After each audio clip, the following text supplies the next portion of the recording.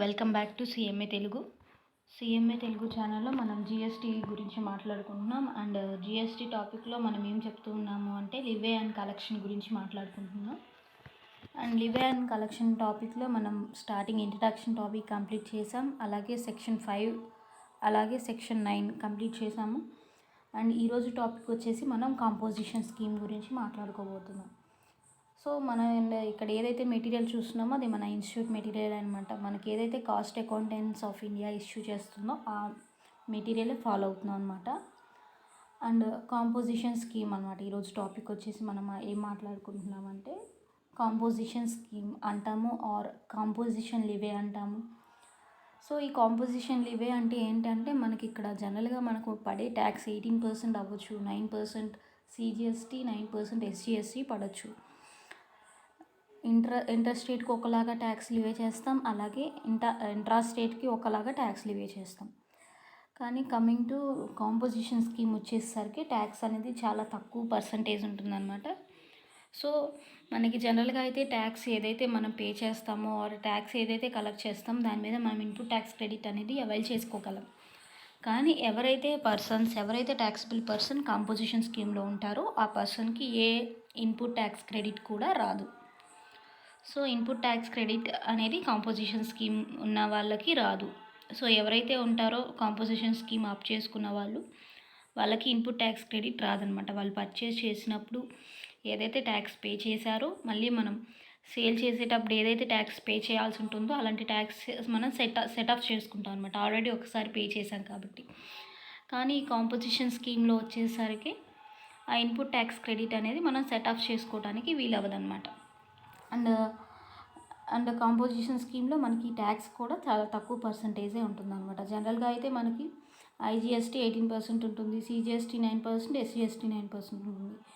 So వీటికంటే కూడా చాలా తక్కువ రేటు ట్యాక్స్ రేట్ ఏదైతే ఉంటుందో జిఎస్టీకి సంబంధించి అది చాలా తక్కువ రేట్ ఉంటుందన్నమాట జిఎస్టీకి సంబంధించి. సో కాంపోజిషన్ స్కీమ్ వాళ్ళకి అదొకటే బెనిఫిట్ అనమాట. అండ్ దాని గురించి ఇంకా డెప్త్గా చూద్దాము. Composition scheme. The Government of India provide for simplified and easy of doing business scheme for payment of taxes and filling of returns to certain categories of taxable persons. So మనకి ఇక్కడ Indian government ఏం చేసిందంటే కొన్ని సింపుల్గా and ఈజీగా కొన్ని బిజినెస్లో చేసే పర్సన్స్ ఎవరైతే ఉన్నారో వాళ్ళు ట్యాక్స్ పే చేయడం కోసం కొన్ని సింప్లిఫైడ్ అప్రోచెస్ కావచ్చు, ఈజీ పేమెంట్స్ కావచ్చు. కొంతమంది చిన్న చిన్న బిజినెస్లు చేసే వాళ్ళు ఉంటారు, వాళ్ళకి ట్యాక్స్ ఫైలింగ్ చేయాలన్నా, రిటర్న్స్ ఫైల్ చేయాలన్నా, ట్యాక్స్ పే చేయాలన్నా వాళ్ళకి తెలియదు అనమాట. చిన్న చిన్న బిజినెస్లో చేసే వాళ్ళకి కావచ్చు. సో వాళ్ళకి ఏంటంటే రిటర్న్స్ అంటే ఏంటి, ఇన్కమ్ ట్యాక్స్ అంటే ఇలాంటివి కూడా తెలియకుండానే వాళ్ళు బిజినెస్ స్టార్ట్ చేస్తారనమాట. సో ఇలాంటి పర్సన్స్ ఏంటంటే గవర్నమెంట్ ఒక బెనిఫిట్ అనేది ఒక సింపుల్గా ఈజీగా ఒక బెనిఫిట్ అనేది ప్రొవైడ్ చేసిందనమాట. సో ఇలాంటి చిన్న చిన్న స్మాల్ బిజినెస్లు ఏవైతే ఉంటాయో ఆ బిజినెస్లకి బెనిఫిట్ జరగటం కోసం ఈ కాంపోజిషన్ స్కీమ్ అనేది గవర్నమెంట్ తీసుకొచ్చిందనమాట. సో వాళ్ళకి ఏంటంటే మనకి ట్యాక్స్ పే చేసేటప్పుడు కానీ ఆర్ రిటర్న్స్ ఫైల్ చేసేటప్పుడు కానీ వాళ్ళకి కష్టం కాకుండా ఉండటం కోసం ఈ చిన్న చిన్న బిజినెస్ చేసే వాళ్ళకి గవర్నమెంట్ అనేది ఈ కాంపోజిషన్ స్కీమ్ని తీసుకొచ్చింది. జనరల్గా అయితే పెద్ద పెద్ద బిజినెస్లు అవ్వచ్చు, పెద్ద పెద్ద బిజినెస్ కన్సర్న్స్ అవ్వచ్చు, వాళ్ళకి ఏంటి అంటే బిజినెస్ చాలా పెద్దగా ఉంటుంది కాబట్టి వాళ్ళు అకౌంటెంట్స్ని పెట్టుకోవచ్చు, చార్టెడ్ అకౌంటెంట్స్ పెట్టుకోవచ్చు, కాస్ట్ అకౌంటెంట్స్ పెట్టుకోవచ్చు. సో ఆడిటర్స్ ఉంటారు, అలా డిఫరెంట్ పర్సన్స్ని, లీగల్ పర్సన్స్ని పెట్టుకుంటారనమాట. వాళ్ళ అకౌంట్స్ని చూపించడం కోసం కావచ్చు, వాళ్ళ మెయింటెనెన్స్ రికార్డ్స్ అవన్నీ మెయింటైన్ చేయడం కోసం కావచ్చు. వాళ్ళకి సపరేట్గా అకౌంటింగ్ డిపార్ట్మెంట్ అనేది ఉంటుందన్నమాట పెద్ద పెద్ద బిజినెస్లకి.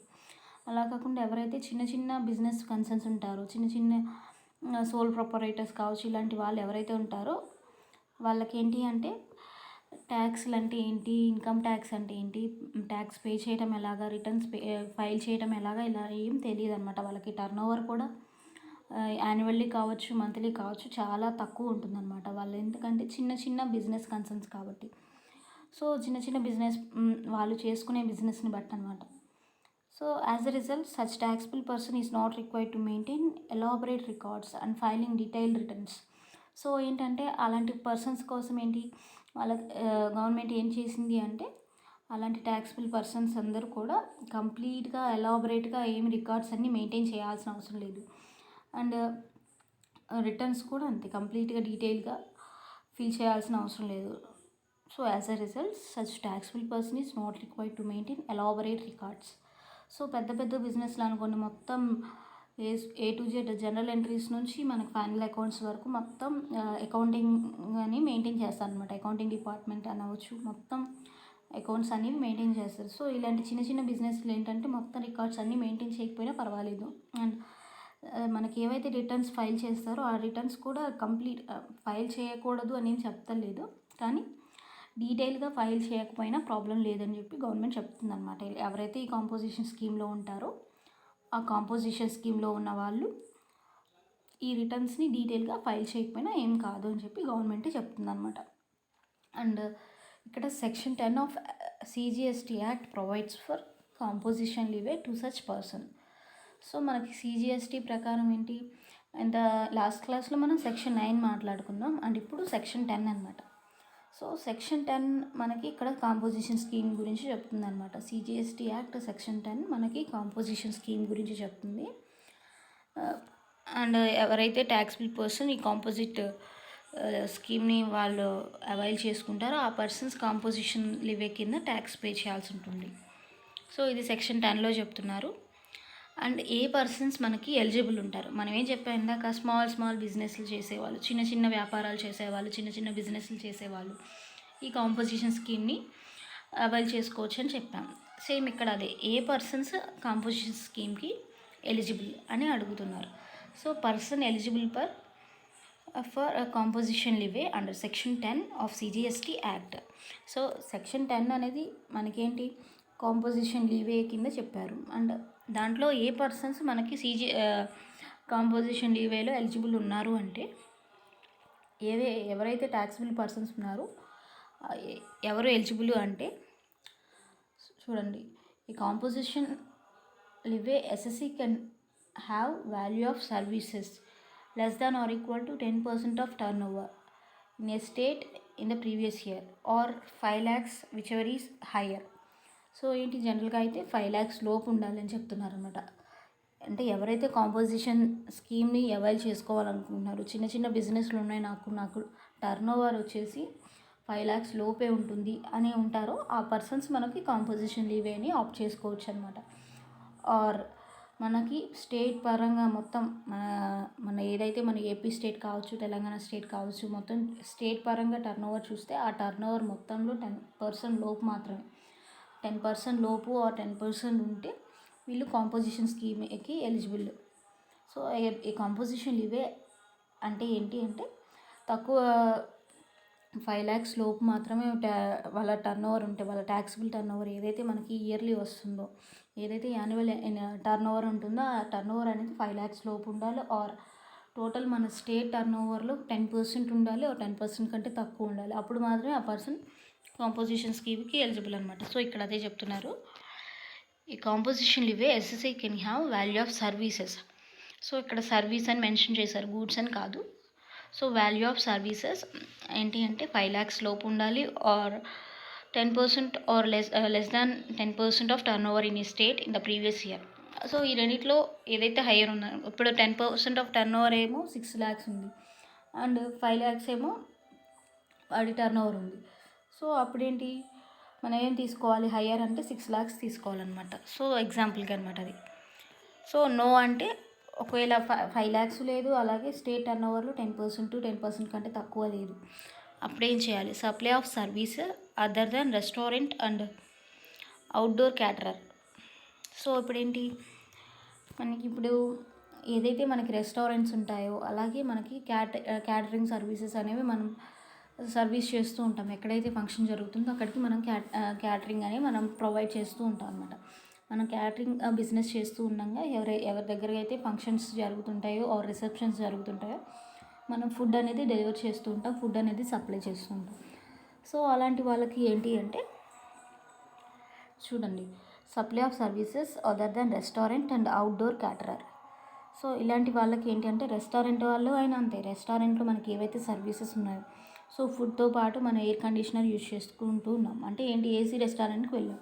సో వాళ్ళు ఫుడ్తో పాటు మనకి ఏసీ కూడా మనకి ప్రొవైడ్ చేస్తారనమాట, అవి సర్వీసెస్ అనమాట. సో ఇలాంటి supply of services other than restaurant and outdoor caterer. So ఈ రెస్టారెంట్కి సంబంధించి ఆర్ అవుట్డోర్ క్యాటరర్కి సంబంధించి కాకుండా ఏవైతే అదర్ సర్వీసెస్ ఉన్నాయో, అంటే ఈ రెండు కాకుండా రెస్టారెంట్ అండ్ అవుట్డోర్ క్యాటరింగ్ కాకుండా ఈ రెండు సర్వీసెస్ కాకుండా ఏవైతే సప్లై ఆఫ్ సర్వీసెస్ ఉన్నాయో ఆ సర్వీసెస్ కనుక ఉంటే వాళ్ళు ఎలాంటి కాంపోజిషన్ స్కీవేలో రావాలి అంటే option to pay tax at composition levy is not available. So ఇక్కడేంటి వీళ్ళకి కాంపోజిషన్ స్కీవే అనేది రాదనమాట, కాంపోజిషన్ లివే అనేది రాదనమాట. ఎవరికైతే మనకి మామూలుగా రెస్టారెంట్ కాకుండా అవుట్డోర్ క్యాటరింగ్ కాకుండా వేరే అదర్ సర్వీసెస్ అప్లై చేస్తూ ఉంటారో వాళ్ళకి కాంపోజిషన్స్కి లివేలో మనకి ట్యాక్స్ అనేది పే చేయడానికి ఆప్షన్ లేదనమాట. Option to pay tax at composition levy is not available. అలా కాకుండా వాళ్ళు ఎప్పుడు పే చేయాలి అంటే supply of non taxable goods. So అలా కాకుండా మనకి ఏదైనా మన నాన్ ట్యాక్సబుల్ గూడ్స్ ఏవైతే ఉన్నాయో అలాంటివి సప్లై చేస్తున్నారు. సో వాళ్ళు చిన్న చిన్న బిజినెస్లే ఆర్ పెద్ద బిజినెస్సే కానీ వాళ్ళు ఏం సప్లై చేస్తున్నారు, ఏ గూడ్స్ సప్లై చేస్తున్నారంటే ఆ గూడ్స్ మీద ఏ ట్యాక్స్ లేకుండా ఉండే గూడ్స్ని సప్లై చేస్తున్నారనమాట. So supply of non taxable goods. So అలాంటి వాటి మీద కూడా మనకి ఏ కాంపోజిషన్ స్కీమ్ అనేది అవైలబిలిటీ ఉండదు. And inter state outward supply of goods. So ఏంటి మనకి గూడ్స్ అనేవి ఒక స్టేట్ నుంచి ఇంకో స్టేట్కి సప్లై అవుతూ ఉన్నాయన్నమాట. సో అప్పుడు కూడా మనకి ఆ గూడ్స్ మీద కావచ్చు, ఆ సప్లై మీద కావచ్చు కాంపోజిషన్ లివే ఉండదు. సో అదేంటి మెయిన్గా ఏంటి మనకి విత్ ఇన్ స్టేట్ ట్రాన్సాక్షన్స్కి అయితే మాత్రమే మనకి వస్తుందన్నమాట.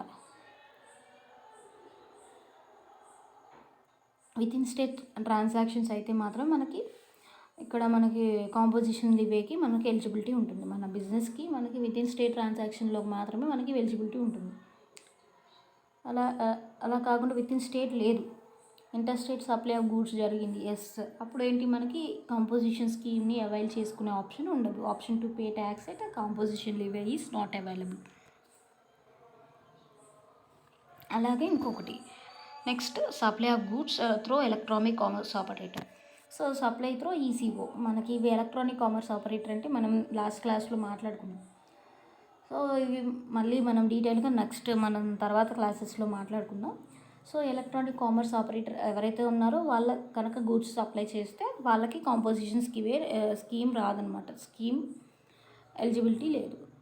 సో ఎవరెవరికి లేదు అంటే ఎవరైతే సర్వీసెస్ సప్లై చేస్తున్నారో, క్యాటరింగ్ సర్వీసెస్ కాకుండా అలాగే రెస్టారెంట్ సర్వీసెస్ కాకుండా వేరే అదర్ సర్వీసెస్ ఏవైతే ఉన్నాయో ఆ సప్లైస్ చేస్తూ ఉన్నాడో ఆ పర్సన్కి ఆ ట్యాక్సిబుల్ పర్సన్కి కాంపోజిషన్ స్కీమ్ అనేది ఎలిజిబిలిటీ లేదు.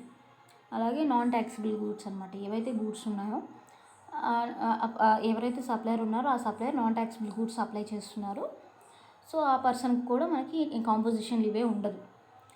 అండ్ ఎవరైతే ఇంటర్ స్టేట్ సప్లై జరుగుతున్నారో ఆ పర్సన్కి కూడా మనకి కాంపోజిషన్ స్కీమ్ అనేది ఉండదన్నమాట. ఎందుకంటే మనకి విత్ ఇన్ స్టేట్ ట్రాన్సాక్షన్ జరిగి and with in 5 lakhs turn over లోపు మాత్రమే వాళ్ళకి కనుక ట్రాన్సాక్షన్స్ జరుగుంటే అప్పుడు వాళ్ళు కాంపోజిషన్ స్కీమ్కి ఎలిజిబుల్. అలా కాకుండా ఇంటర్ స్టేట్ ట్రాన్సాక్షన్ జరిగింది అండ్ టర్న్ ఓవర్ ఏమో 5 lakhs లోపే ఉందంటే అలాంటి పర్సన్కి మనకి కాంపోజిషన్ స్కీమే రాదు, కాంపోజిషన్ స్కీమ్ అనేది రాదు. అండ్ నెక్స్ట్ ఎవరైతే సప్లైస్ అనేవి ఎలక్ట్రానిక్ కామర్స్ ఆపరేటర్ని యూజ్ చేసుకుంటూ సప్లైస్ చేస్తున్నారో అలాంటి పర్సన్కి కూడా మనకి కాంపోజిషన్ స్కీమ్ అనేది ఎలిజిబిలిటీ ఉండదు. అండ్ ఇదేంటి ఎస్ అన్న సిచ్యువేషన్లో చూసాం. అండ్ నెక్స్ట్ నో అనే సిచ్యువేషన్. సో ఎవరెవరికి రాదని చెప్పాం అండ్ ఎవరికి వస్తాయి అంటే so supply of services through restaurant or outdoor catering అయితే మాత్రం మనకి ఎలిజిబిలిటీ ఉంటుంది.